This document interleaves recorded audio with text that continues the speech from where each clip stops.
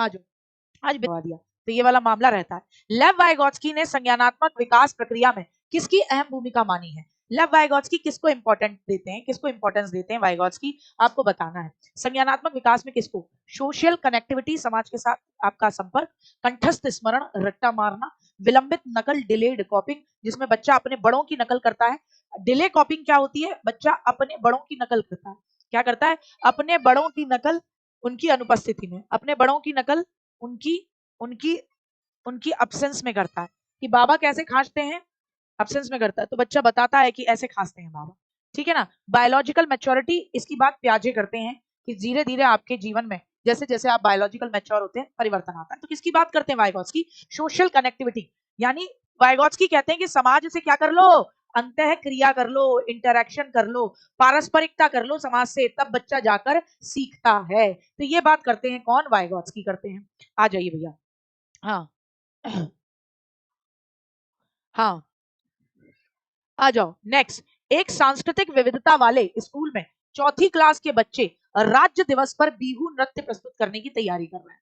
मतलब सांस्कृतिक विविधता वाला पूरा मामला है और चौथी क्लास के बच्चे हैं और राज्य दिवस है, तो असम के बच्चे हैं ये, तभी तो राज्य दिवस पर बिहू नृत्य की तैयारी कर रहे हैं। क्या यह क्षेत्रीय पक्षपात घटाने में मददगार होगा? क्यों?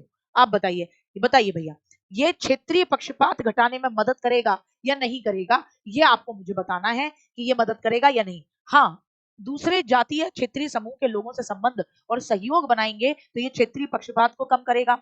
हाँ, ये इंटरपर्सनल समझ और दृष्टिकोण की समझ पैदा करेगा, यानी दूसरे लोगों की समझ पैदा होगी।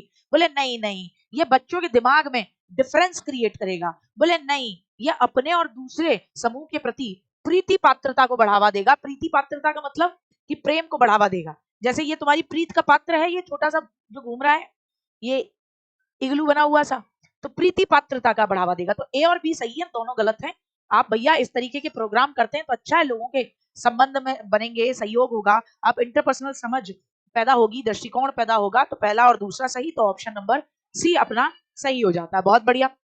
हाँ, पास में ही है, हल्ला काट रहा है, अभी दिखाऊंगी, आ जाएगा लटकता हुआ। एडीएचडी शॉर्ट वीडियो देखी कि नहीं? एडीएचडी, ऑटिज्म, मोटर डिसेबिलिटी बहुत पूछे जा रहे हैं आजकल, बहुत बहुत बहुत। तो भैया एडीएचडी विकार से जूझते बच्चे के शामिल करने के लिए टीचर को क्या करना है? तो भैया एडीएचडी वाला बच्चा, एडीएचडी वाला बच्चा, एडीएचडी वाला बच्चा क्या करता है? तो आप कहोगे भैया बहुत ज्यादा, मतलब अति क्रियाशीलता होती है, मतलब टिकेगा ही नहीं।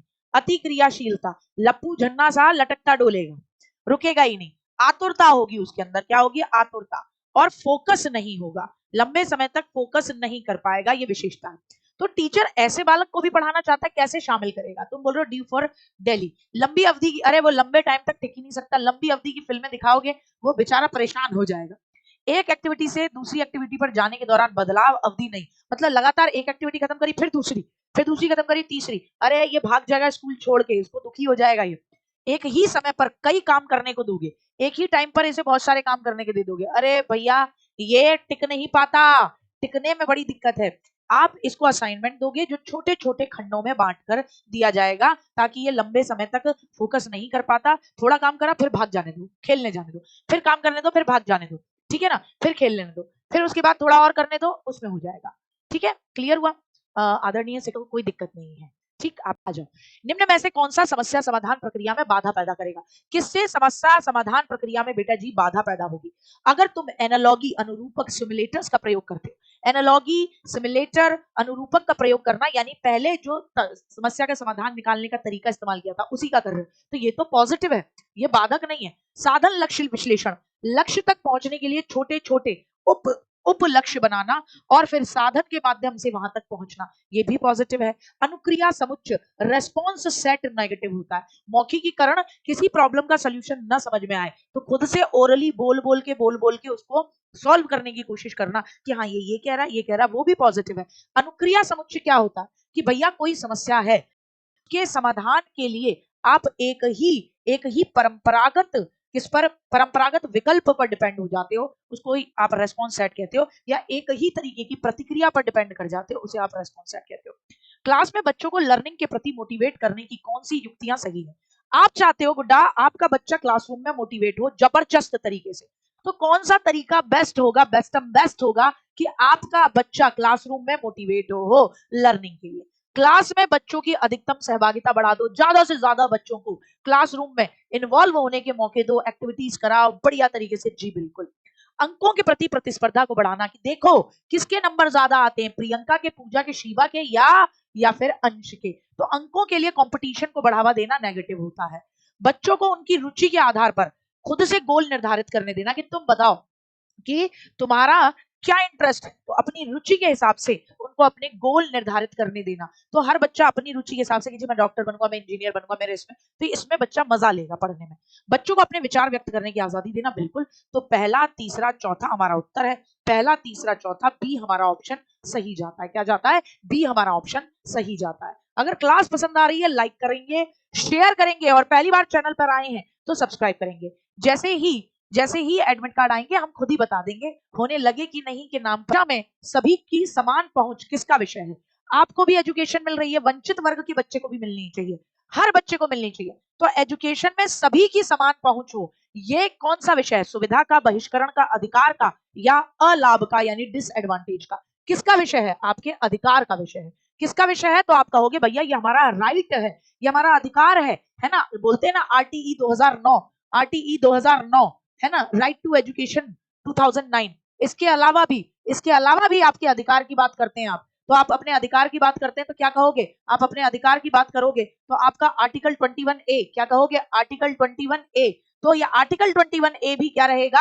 Article 21A। ये सभी तो आपके अधिकार है कि सबकी पहुंच हो शिक्षा में। आप बच्चों को खुद पर विश्वास रखने और मेहनत करने के लिए मोटिवेट करती हैं। बच्चों को खुद पर विश्वास रखने, बच्चों को खुद पर विश्वास रखने और मेहनत करने के लिए कौन सी चीज मोटिवेट करेगी? शर्मिंदगी और निराशा कि तुम, बिल्कुल 1 अप्रैल 2010 में लागू शांति और जम्मू कश्मीर को छोड़कर हुआ था। शर्मिंदगी और निराशा फील करोगे तुम पढ़ने के लिए मोटिवेट हो जाओगे बिट्टू? नहीं। भय पैदा हो जाए एग्जाम का, ओ माय गॉड पेपर आ गया, मैं क्या करूं, है एंजाइटी पैदा होने लगे, तो मैम बहुत ज्यादा आते हुए क्वेश्चन भी अब तो मैम गलत हो जा रहे हैं, तो भैया इससे मेहनत करने के लिए मोटिवेट नहीं होगे। ये मान्यता की क्षमता अटल है और अनियंत्रित है। अगर तुम ये मानते हो कि क्षमता अटल है, अनियंत्रित है, सत्व है, तो भी गड़बड़ी है। अगर आप ये मानते हो कि भैया क्षमता बढ़ती है और नियंत्रित है, कि अगर आप प्रयत्न करोगे तो आप अपनी क्षमता को बढ़ा सकते हो, तो ये चीज आपको मोटिवेट करेगी कि और मेहनत करनी है, ज्यादा से ज्यादा मेहनत करनी है। लेव वाइगोत्स्की के सिद्धांतों के अकॉर्डिंग, जो लेव वाइगोत्स्की कहते हैं, बहुत बहुत शुक्रिया साधना जायसवाल जी, बहुत बहुत शुक्रिया बिटिया। तो लेव वाइगोत्स्की के अकॉर्डिंग स्ववाक, स्ववाक का मतलब क्या? वाइगोत्स्की कहते हैं प्राइवेट स्पीच, खुद से जो बच्चा बतियाता है, जो हमारी सोच को और व्यवहार को दिशा देता है, उसे वो क्या कहते हैं और उसे क्या करना चाहिए? उसे वो निज वाक कहते हैं और उसे प्रोत्साहित करना चाहिए। उसे वो ईगो सेंट्रिक स्पीच कहते हैं और उसे प्रोत्साहित करना चाहिए। उसे वो निज वाक या पर्सनल कम्युनिकेशन या प्राइवेट कम्युनिकेशन कहते हैं और उसे डिमोटिवेट, डिस्करेज करना चाहिए। हतोत्साहित का मतलब उसे रोकना। आत्म केंद्रित, उसे वो ईगो सेंट्रिक स्पीच कहते हैं जैसे हतोत्साहित करना चाहिए। देखो, आत्म से केंद्रित अपने आप से बात करने को ईगो सेंट्रिक कहा है प्याजे ने। किसने कहा है? प्याजे ने। प्याजे कहते हैं कि बच्चा जब खुद से बात करता है तो वो क्या है? ईगो सेंट्रिक है और उसे इस चीज को डिमोटिवेट करना चाहिए क्योंकि बेकार की बात है। लेकिन हमसे पूछा गया है वाइगोत्स्की, तो वाइगोत्स्की जब बच्चा खुद से बात करता है तो वाइगोत्स्की कहते हैं कि ये क्या है? निज संवाद है, ये प्राइवेट स्पीच है और इसे मोटिवेट करो क्योंकि इससे बच्चा क्या करता है? इससे बच्चा अपने काम को डायरेक्शन देता है। बताया, क्या सोच के बताया? आत्म केंद्रित शब्द प्याजे का है और खुद से बात करना प्याजे गलत मानते हैं और कोई नहीं मानता। ठीक है ना? आरी बात समझ में आ जाए। आए नेक्स्ट पर। खाली स्थान वाले व्यक्ति उत्कृष्ट तर्क कौशल, अमूर्त विचार और पैटर्न के आधार पर अनुमान लगाने की क्षमता प्रदर्शित करते हैं। कह रहे हैं खाली स्थान वाले व्यक्ति, बोले कौन व्यक्ति होगा जो तार्किक चिंतन कर पाएगा, जो चीजें सामने भी नहीं है, अमूर्त विचार, उन पर भी चिंतन कर पाएगा, और पैटर्न जो होता है उसको समझ पाता है, पैटर्न को समझ पाना, तर्क कर पाना, तो क्या रहेगा? किसकी क्षमता को प्रदर्शित करते हैं? बिल्कुल इसे बोलते हो मैथमेटिकल रीजनिंग, तार्किक गणितीय बोलते हो, मैथमेटिकल रीजनिंग बोलते हो। शारीरिक गतिक संवेदी क्या कहते हैं? शारीरिक गतिक संवेदी वाला अच्छा डांसर होता है, इनका बॉडी पर कंट्रोल होता है, शारीरिक नियंत्रण जबरदस्त होता है। तो ये व्यक्ति पायलट अच्छे बन सकते हैं, ये व्यक्ति सर्जन अच्छे बन सकते हैं। ठीक।